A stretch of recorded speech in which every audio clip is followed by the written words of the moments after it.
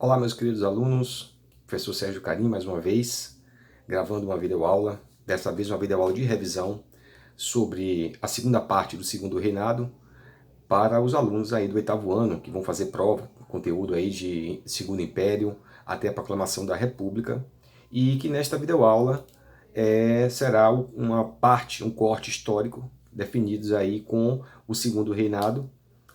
A primeira parte já foi feita uma videoaula falando sobre a questão da, toda a questão política interna, e agora vamos falar um pouco da política externa, que foi a questão da Bacia do Prata, as confusões, envolvendo ali a política externa de Dom Pedro II na Bacia do Prata até a Guerra do Paraguai. E posteriormente vamos entrar na economia do Segundo Império, falando aí sobre o café, a origem, o início da produção cafeira no Brasil e como se encontrava o contexto e as consequências do contexto da Guerra do Paraguai.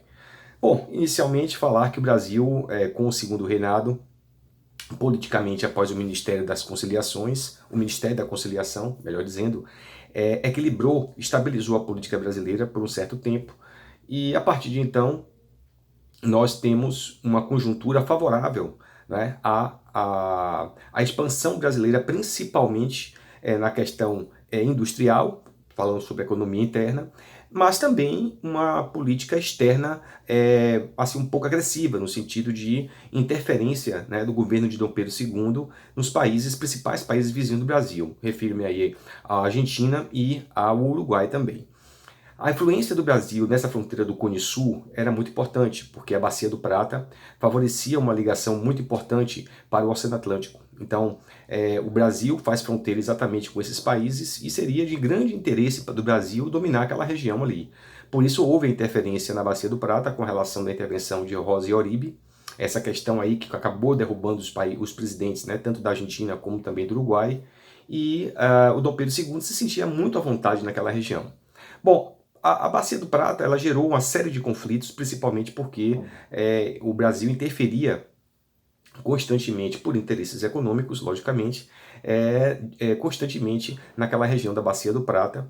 E o controle comercial daquela região era interessante para todos os países, inclusive para o Paraguai, que era um país que não tinha acesso ao mar, a não ser pelo rio Paraguai, e também que daria para chegar à Bacia do Prata. Nós temos o mapa geográfico que desenha essa saída do Paraguai pela Bacia do Prata, através do rio Paraná, e assim poder escoar a produção. Bom, era de interesse de todos gostariam de ter, na verdade, essa autonomia, essa liberdade de navegabilidade pela Bacia do Prata. Mas era uma questão ainda muito conflituosa, muito recente, já vista que o Brasil perdeu a questão da Cisplatina, ainda com o governo de Dom Pedro I, era uma questão recente ainda, e havia uma cumplicidade muito grande entre Argentina e Uruguai nessa questão econômica no sul do Brasil. O país que destoava disso aí era o Paraguai, porque o Paraguai passava por um processo com José de Garcia, de Francia, melhor dizendo, por um aspecto político interno bastante diferenciado, que já vou falar sobre isso. Portanto, a situação já era inflamada no sul do Brasil, com as interferências de Dom Pedro II na política externa do Brasil e principalmente na intervenção que o Brasil tinha a capacidade de fazer sobre os países do Uruguai e da Argentina. Bom, o contexto que levou, então, à Guerra do Paraguai foi exatamente essa falta de comunicação ou essa rivalidade econômica e política que existia entre Argentina, Brasil e Uruguai. Porém, surpreendentemente, essas coisas da política e de Dom Pedro II, da monarquia do Brasil, passou por uma prova de choque, que foi exatamente a surpresa que foi o Paraguai.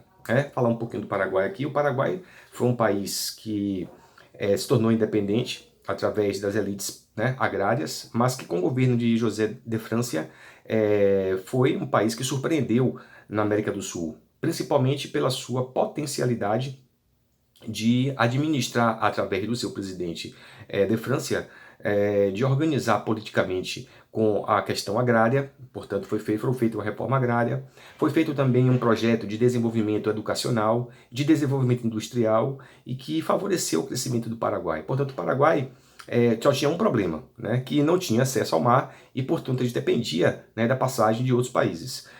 Principalmente do Brasil, através do rio Paraguai, e da Argentina e do Uruguai, na Bacia do Prata. Com relação ao Uruguai, tudo ok, foi feita uma aliança. Mas em relação à Argentina e o Brasil, as fronteiras ainda eram muito sensíveis, né? Podemos dizer assim. O problema de fronteiras no sul do Brasil, entre o governo brasileiro, Argentina, Paraguai, Uruguai, era muito conflituosa e muito tensa.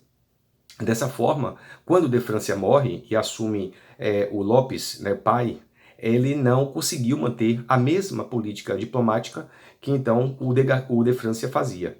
E isso foi uma provocação, porque o filho dele, depois que ele morre, né, o filho de Lopes, o Solano Lopes, ele, quando assume o governo, né, no lugar do seu pai, ele já desenvolve uma política mais agressiva, ou seja, ele lutava realmente por uma imposição dentro do território que dividia as fronteiras do Brasil com o Paraguai e com a Argentina. O Uruguai foi na leva, né, até se formar a Tríplice Aliança. Portanto, a Guerra do Paraguai, como principal fator, é o fator de navegabilidade, o fator de crescimento do Paraguai. Haja vista que o Paraguai era um país também que mantinha contatos com países europeus, a sua produção agrícola ela tinha mercado consumidor na Europa, mas tinha essa questão da fronteira e da navegabilidade das embarcações paraguaias. Sempre que se fala da Guerra do Paraguai, há sempre muitos boatos, né? Que se fala que a Argentina ou que o Brasil recebeu apoio da Inglaterra e que o Brasil fez uma aliança com a Inglaterra e a Inglaterra insuflou o Brasil e a Argentina no lugar contra o Paraguai. Na verdade, não foi nada disso. O principal parceiro do Paraguai era a Inglaterra. Aliás, o Brasil estava com relações diplomáticas desde a questão de tráfico de escravos, etc., que estava interferindo no governo brasileiro, que o Brasil já tinha rompido alguns acordos econômicos, inclusive com a Inglaterra. Então, essa possibilidade de haver uma aliança entre Brasil e Inglaterra na Guerra do Paraguai é nula. Na verdade, a Inglaterra ela não interferiu na Guerra do Paraguai, né? Mas, em contrapartida, ela perdeu um aliado importante que era o próprio Paraguai, porque as relações intercambiais de troca de informações culturais, inclusive muitos filhos paraguaios, né, da elite paraguaia ia estudar em Londres, havia uma conexão muito forte entre o Brasil e a Europa, principalmente entre o Brasil e entre a América do Sul e a Inglaterra, e a América do Sul e a França. Eram as duas principais portas de entrada de produtos da América do Sul, eram esses dois países, né? Então, o Paraguai, na verdade, ele se estruturou internamente desde a época de De Francia, depois através do próprio Solano Lopes, através do Francisco Lopes e depois do Solano Lopes, que foi o grande Francisco Solano Lopes, que foi um grande condutor, né, da Guerra do Paraguai. E, na verdade, o conflito se deu basicamente entre as fronteiras do Brasil e Paraguai, no Rio Paraguai e também na Bacia do Prata. Como nós já sabemos, né, que já foi explicado, e o Brasil não tinha exército, né? Desde a Guerra Cisplatina que o Brasil não possuía exército. O que o Brasil possuía era uma tropa, eram guardas nacionais, tropas militares, mas um exército provavelmente não tinha. E isso foi feito às pressas, principalmente utilizando-se da mão de obra escrava, né? Tirando os escravos dos seus senhores, né, para lutar na guerra como soldados. Adolescentes também entraram nessa barca aí da Guerra do Paraguai. Portanto, o exército brasileiro foi formado de forma muito ínfima e não havia possibilidade de nenhuma de Argentina e Paraguai possuir também um exército. Portanto, essa Tríplice Aliança ela foi um fracasso, principalmente porque Argentina e Uruguai se despediram da guerra porque não tinha um exército contingente, não tinha nem elastro financeiro para manter a guerra.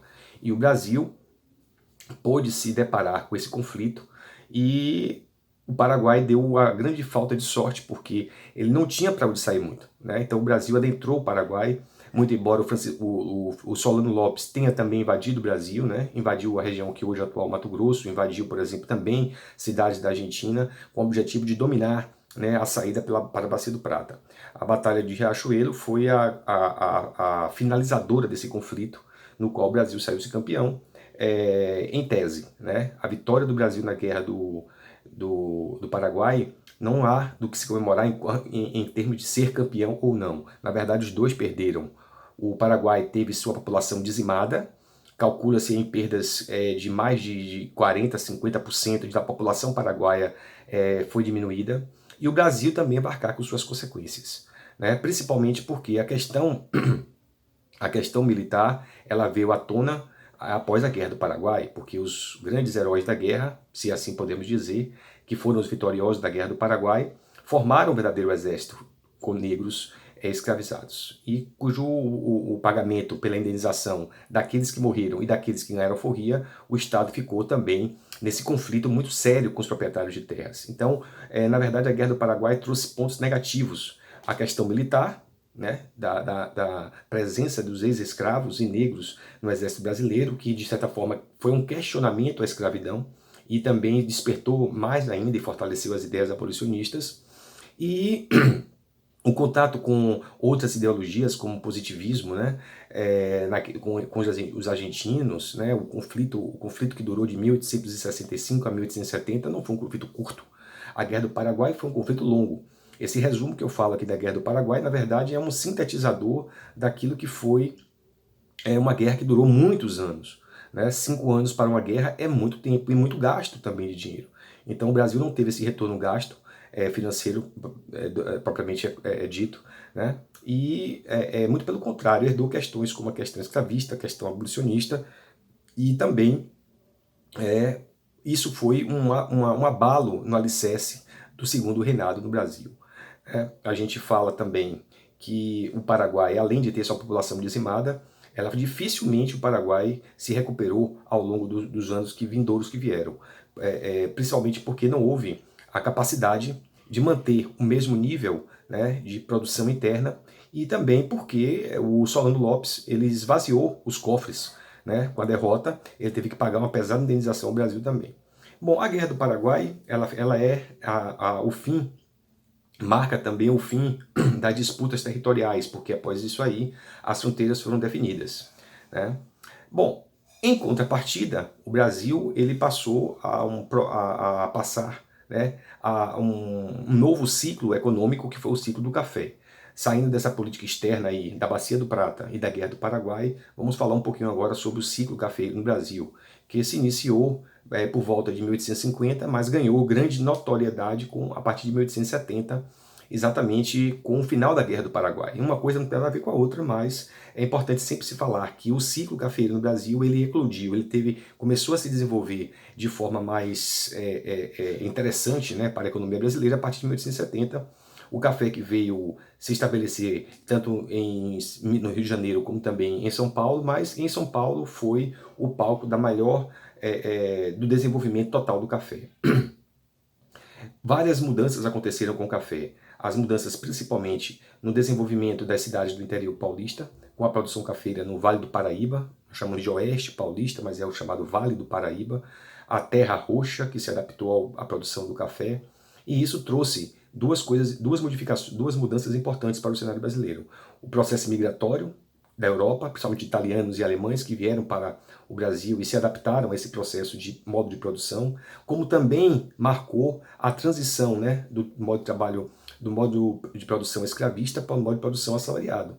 O Brasil se inicia dessa forma, porque de 1870 a 1888 nós temos aí o final da mão de obra escravista no Brasil com as leis escravistas, né, abolicionistas. Bom, vamos falar um pouquinho dela também, antes de falar da sociedade cafeeira. As leis abolicionistas, elas vieram exatamente no processo de substituição de mão de obra, porque à medida que a pressão internacional para o fim do tráfico de escravos acontecia, era necessário já se preocupar com a nova mão de obra que iria substituir a mão de obra escravista. A mão de obra escravista, no final do século XIX, já passava por diversas pressões. A Lei Bill Aberdeen, de 1850, que aboliu o tráfico intercontinental. A Lei Eusébio de Queiroz, uma lei nacional aqui do Brasil, que também proibiu o tráfico de escravos. A Lei do Ventre Livre, a Lei do Sexagenário e, por fim, a Lei Áurea, que veio a abolir, em definitivo, a escravidão no Brasil. As outras leis, né, elas são importantes, porém a aplicabilidade era meio duvidosa. Muitos países, inclusive, que antes da abolição, que tinham escravidão, essa lei não foi respeitada. E o Brasil também havia uma certa resistência, né? Mas essa contrapartida do ciclo cafeiro no Brasil enriqueceu bastante as ideias abolicionistas. No 13 de maio de 1888 ocorreu a abolição. Portanto, a sociedade cafeeira, ela vai viver um momento de transição, ela vai respirar ares europeus, não só pela vinda de imigrantes, mas também porque o café ele passou a ser exportado exatamente para os dois principais países da Europa, para toda a Europa, mas em particular a França e também pela Inglaterra. Né? Essa troca de costumes, essa troca de relações comerciais e culturais foi interessante essa época, porque muitas coisas o Brasil pôde modernizar, como ferrovias também, como cinemas, como praças, cidades foram urbanizadas, e isso trouxe muitos benefícios para a sociedade brasileira. Né? Foi uma época interessante da produção de café, e a nossa aula de hoje, essa videoaula de hoje, ela se encerra nesse exato momento, porque as transformações do café interno na sociedade virá na terceira parte da aula. Ok? Um abraço a todos e boa prova para vocês.